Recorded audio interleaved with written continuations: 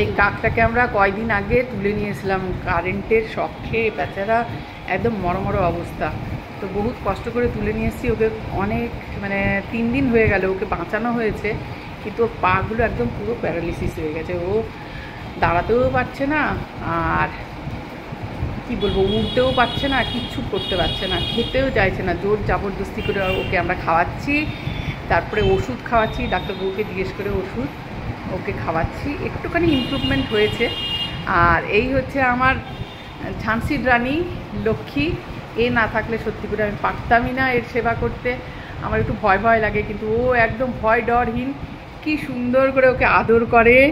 এই যে লক্ষ্মী, লক্ষ্মীর উপরে আমার মাঝে মাঝে খুব রাগ ওঠে, কিন্তু ওই একটা গুণের জন্য ওর 7 গুণ মাপ। ও সত্যি করে পশু পাখি খুব ভালোবাসে, আমি অতটা পারি না করতে, আমার ভয় ভয় লাগে, কিন্তু ও একদম নিজের সন্তানের মতো। ওকে কি সুন্দর করে, এই যে এটা আমার পক্ষে সম্ভব ছিল না বাবা গালের মধ্যে ধরে নিয়ে রাখা, আর ও খুব ধৈর্য ধরে ওকে ওষুধ, মানে দুজন মিলেই খাওয়াই, ও মুখটা হা করায় আর আমি মুখের মধ্যে ওষুধটা ঢেলে দিই, এরকম করে চলছে ওর সেবা। আশা করছি ও উঠতে পারবে, নিজের পায়ে দাঁড়াতে পারবে, উঠতে পারবে। এবং একটা আশ্চর্যের ব্যাপার, ওর যত বন্ধুবান্ধব ছিল, আত্মীয় পরিস্বজন, আগে সবাই আসতো, আমার মাথা পাগল করে দিত কা কা করে। আমি কাকা ডাক্তারটা তো শুনতে পেতাম না, শুনতে পেতাম মা মা করে।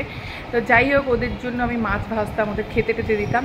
এখন ওরা যে কী ভেবেছে কে জানে, ওরা সবাই আমাকে বয়কট করেছে। তো আমরা ওকে সুস্থ করে ওর আত্মীয় পরিস্বজন, মা বাবা ভাই বোনের কাছে পাঠিয়ে দিতে পারলে আমি মানে একটু নিশ্চিন্ত হতে পারি, আমার একটা মানে বুঝতে পারবো যে একটা ভালো কিছু করেছি। তো টাটা এখনকার মতো, পরে আবার নেক্সট আপডেট দেবো। এই যে ওকে দেখাই দাঁড়ান।